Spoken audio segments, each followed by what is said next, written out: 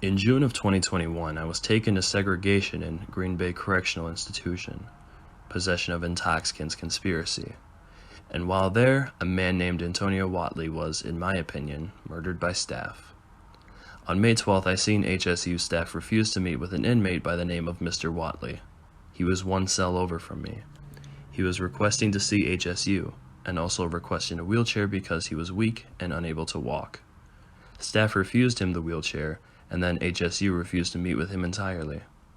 HSU staff showed up at his door, asking him to sign a refusal to see HSU, but he did not sign the paper, weakly yelling, "I'm not refusing, I need help." Staff still refused to provide the wheelchair or see him. That night, while a CO was passing out free envelopes, Mr. Watley was unresponsive, so the officer marked him down as refused. To make matters worse, when the officer tried to give Mr. Watley his assigned phone call, he was still unresponsive and was again marked down as refused. Same thing happened at medication pass.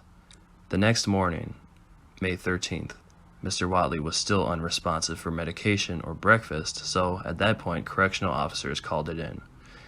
After officers ran into the cell, jumped on the man, and cuffed him, Mr. Watley was finally seen by HSU. They tried to do CPR, but sadly and tragically, he was already dead.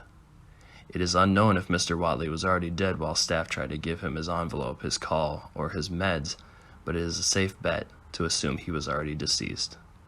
Complaints were filed by almost every inmate on the wing, and an investigation was conducted by outside authorities. However, the outcome of the investigation is unknown, but Mr. Watley is dead, and it seems as though nothing was done.